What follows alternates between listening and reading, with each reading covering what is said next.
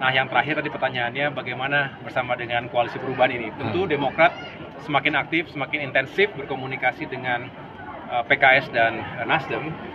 Ketiga partai ini memiliki kesepakatan bahwa bersama kita bisa mengusung sebuah gerakan perubahan dan perbaikan. Disinilah pentingnya komunikasi yang semakin intensif. Tidak hanya itu, tentu kita juga sudah berbicara bagaimana strategi memenangkan suara mayoritas rakyat Indonesia, karena pada akhirnya kita tidak hanya ingin berlayar. Koalisi perubahan tidak hanya ingin berlayar, kita ingin menang. Karena hanya dengan menang kita bisa membawa perubahan dan perbaikan. Dan jika kita masuk ke pemerintah nasional, barulah kita bisa merealisasikan itu semuanya. Kebijakan-kebijakan yang pro rakyat dan juga pendekatan-pendekatan yang lebih humanis lagi dalam pembangunan nasional. Inilah saya sering berdiskusi dengan Mas Anies Baswedan. Banyak hal yang tentunya kita akan gagas dan juga hadirkan sebagai solusi-solusi yang bisa membawa kebaikan di negeri kita. Kira-kira begitu.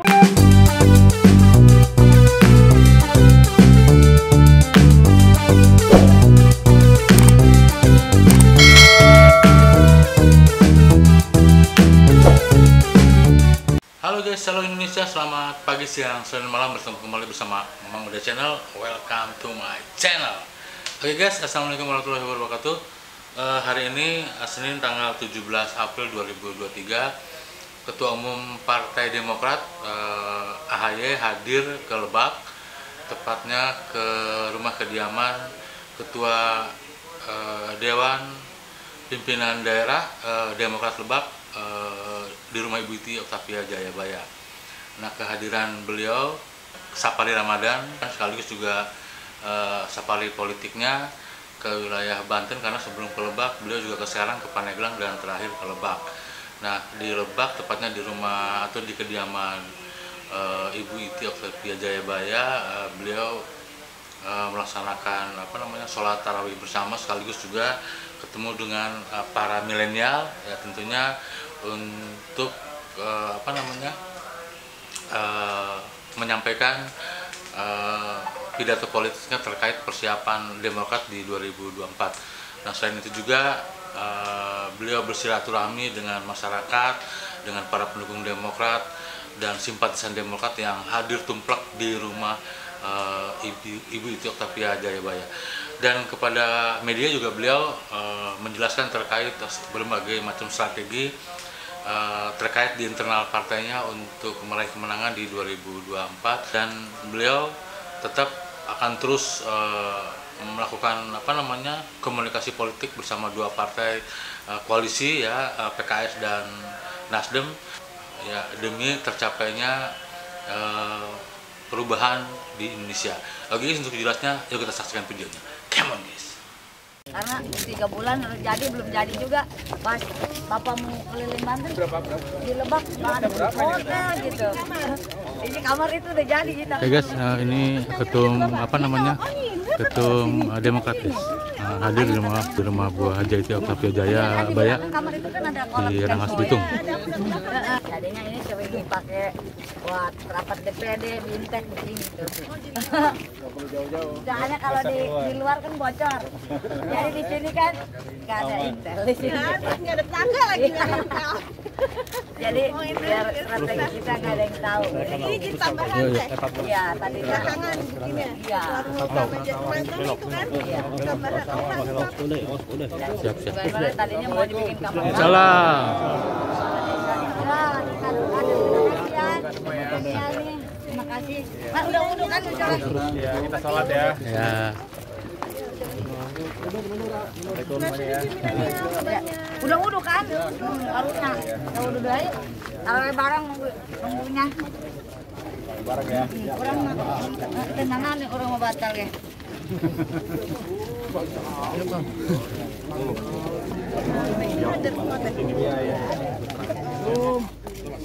Waalaikumsalam. Ya, kenuhun ya. Yuk. Pakai aja tuh, pedalnya sampai ke atas. Angkat Tum. Angkat.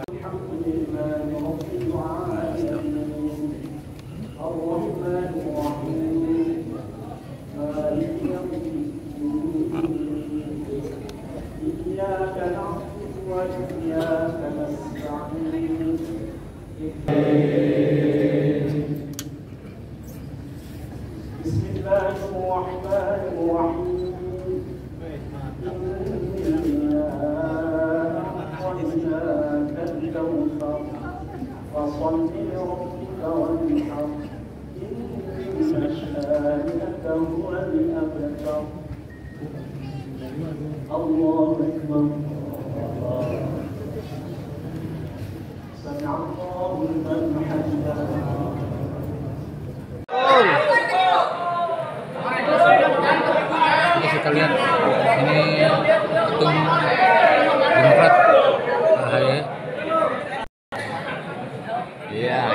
sedang bersama para pendukungnya, guys. Kita lihat.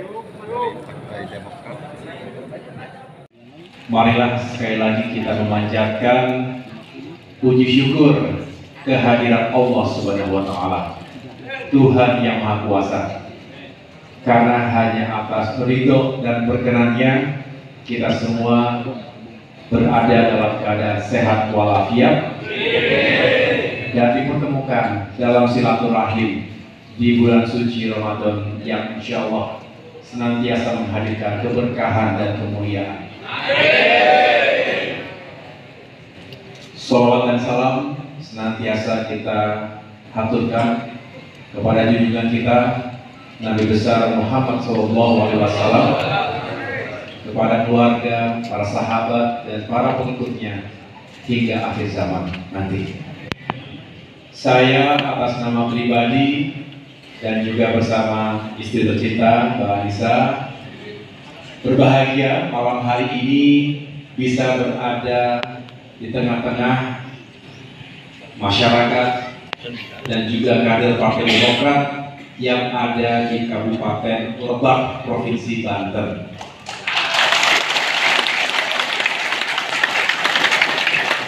Kumaha memang?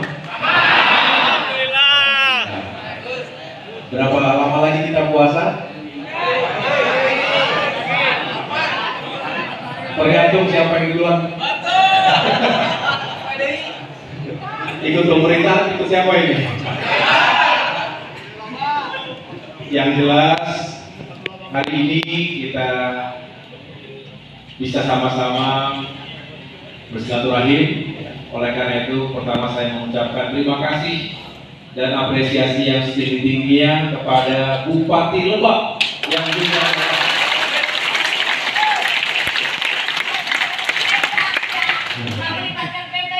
ya, tapi ini yang jelas gak ada urusan dengan Pemda kali ini.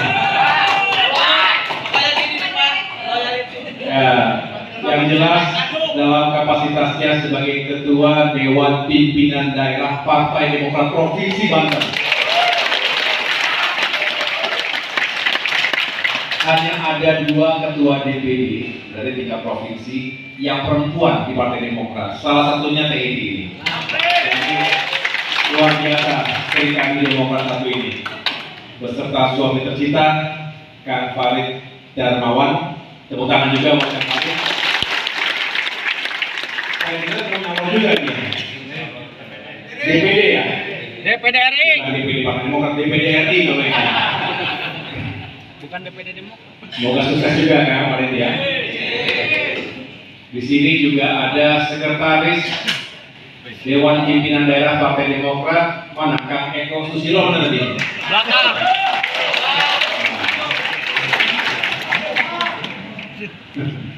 Sehat Kang ya? Terima kasih Kang Eko, masih juga ikut sibuk ini.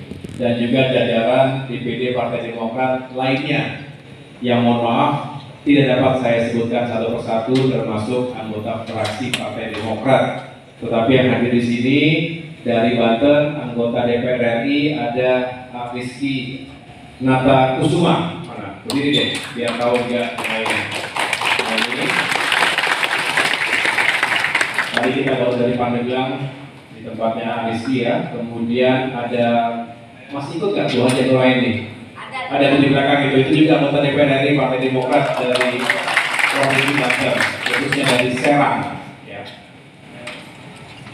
Sedangkan saya tidak datang sendirian, saya juga ditemani dari Jakarta Dewan Pimpinan Pusat, Sekretaris Jenderal Partai Demokrat Bung Teguh Zulkifli.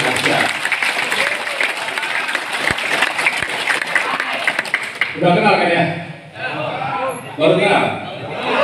Baru dari TV?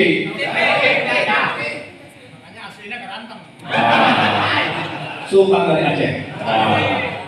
Dari Aceh dia, dan anggota DPR RI sudah 4 periode. Sekarang jadi salah satu pimpinan di Komisi 1.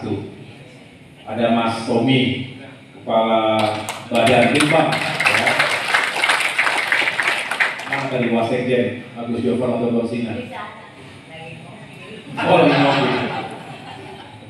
Oke, jadi singkat saja, Bapak Ibu sekalian yang saya muliakan, singkat saja saya mengucapkan terima kasih kepada Pak Kiai Haji Asep ya, Saifullah. Betul ya, tadi imam kita taraweh, alhamdulillah kita semua bisa menunaikan sholat taraweh berjamaah. Saya mohon maaf karena jadi mundur karena tadi ada kegiatan padat di Pandeglang juga menyapa masyarakat. Bagus sekali, termasuk juga tadi dijamu di kediaman Bupati Pandeglang, Ibu Irna. Setelah itu kita santunan anak yatim, baru langsung menuju ke kediaman Ibu Iti Oktavia Jayabaya. Dan di sini saya kembali teringat memori kurang lebih 5 tahun yang lalu itu, seperti baru kemarin ya. Tapi itu 2018-2019 ingat saya juga sempat menginap di kediaman Ibu Iti ini karena waktu itu lagi kampanye. Ya, dan ternyata sepertinya baru kemarin, sekarang sudah mulai persiapan kampanye lagi menuju 2024. Rasanya cepat sekali, Masya Allah, ini luar biasa. Kita perasaan sudah setiap hari berupaya, tetapi rasanya kurang waktu terus. Tidak mungkin punya waktu yang cukup untuk menyapa masyarakat. Oleh karena itu saya terima kasih sekali lagi Bapak Ibu sekalian berkenan, termasuk para kader, untuk bersilaturahmi dengan kami malam hari ini. Saya hanya ingin menyambut silaturahmi tentunya sekaligus mohon doa. Kami sedang berjuang, mudah-mudahan ada jalan yang baik untuk perjuangan kita semua. Saya tidak mengatakan saya, tapi kita semua. Karena saya yakin di ruangan ini masyarakat Lebak, masyarakat Banten dan mayoritas masyarakat Indonesia berharap hadirnya perubahan dan perbaikan. Betul. Kondisi Indonesia hari ini sedang tidak baik-baik saja. Betul?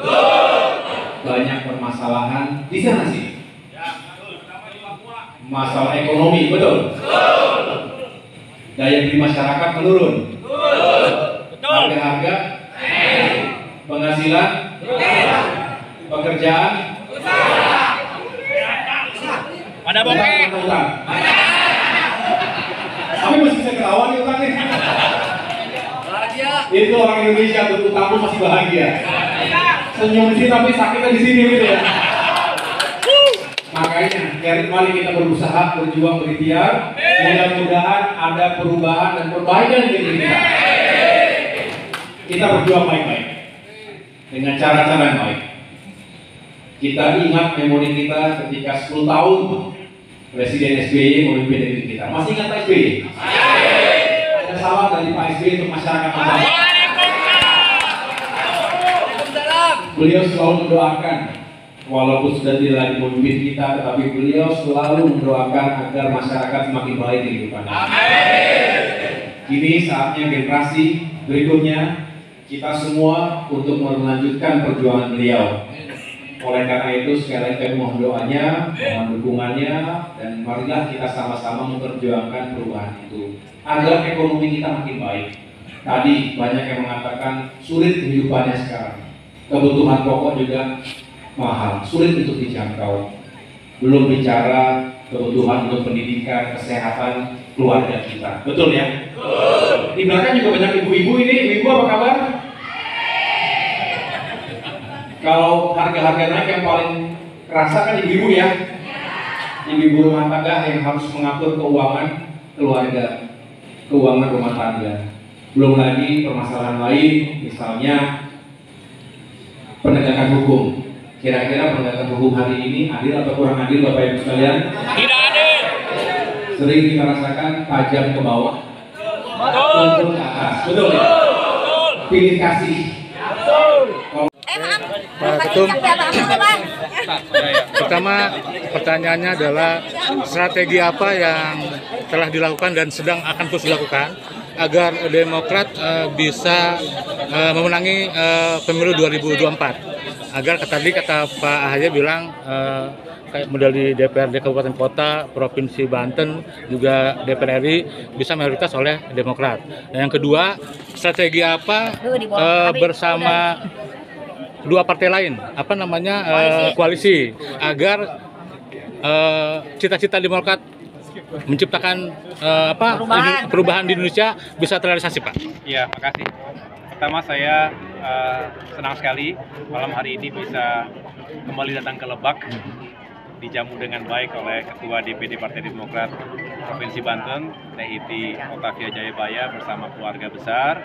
Tadi kita baru saja melakukan sholat tarawih berjamaah dan tentunya saya bisa menyapa jamaah dan juga berasal dari kader Partai Demokrat termasuk warga yang ada di Lebak. Dan tadi ditanyakan strategi seperti apa yang akan dijalankan. Tentu kami akan memperkuat jaringan yang ada di lapangan. Saya ingin meyakinkan bahwa waktu yang semakin sempit ini, kurang lebih 10 bulan saja hingga tanggal pencoblosan tanggal 14 Februari 2024, kami struktur partai bisa terkonsolidasi secara efektif. Tentu panglimanya di Banten adalah TIT Jayabaya. Kemudian di masing-masing kabupaten kota juga ada para ketua DPC dan jajarannya. Sampai dengan tingkat yang paling bawah hingga kader-kader di tingkatan TPS. Kami ingin meyakinkan mesin partai berjalan secara efektif sehingga pada saatnya nanti memasuki tahapan-tahapan kampanye itu semua bisa bergerak secara simultan dan sebanyak-banyaknya bisa memenangkan suara rakyat.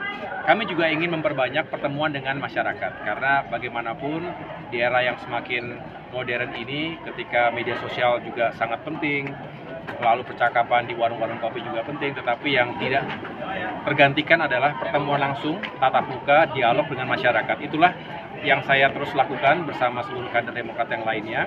Kita ingin lebih dekat dengan masyarakat sehingga bisa mendapatkan mendengarkan aspirasinya secara langsung dan kami juga bisa semakin meyakinkan kepada masyarakat bahwa Demokrat memperjuangkan perubahan dan perbaikan. Isunya banyak dari ekonomi, kesejahteraan, keadilan, penegakan hukum, demokrasi dan lain sebagainya. Itu semua harus menjadi prioritas. Kami ingin meyakinkan bahwa ke depan jika Demokrat kembali ke pemerintahan nasional, maka yang diutamakan adalah pembangunan aspek manusianya, ekonomi rakyat yang nomor satu, bukan yang lain-lainnya. Tetapi tentu itu semua harus dijalankan secara bersamaan dengan agenda-agenda lainnya.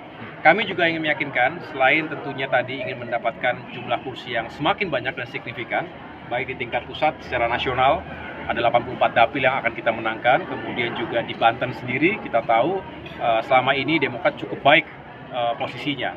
Tapi kami ingin bertambah, karena ingin semakin berperan lagi di DPR RI maupun di provinsi dan kabupaten kota, sehingga dengan demikian punya cukup peran ke depan, termasuk kami punya cukup ruang dan peluang untuk bisa masuk dalam kontestasi pilkada di waktu yang akan datang.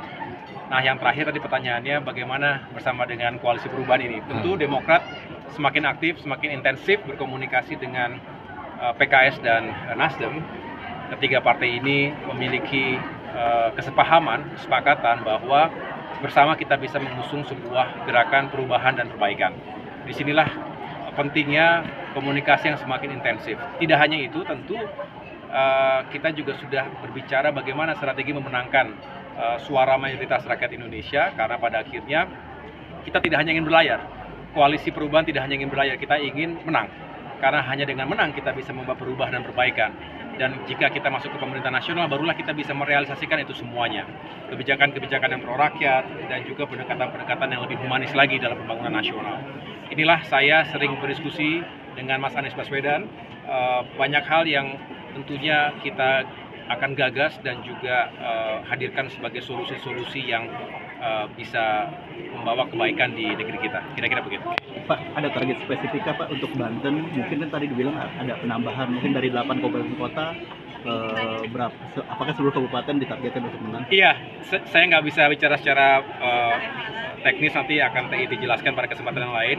Tetapi kami punya target nasional 15% sebetulnya.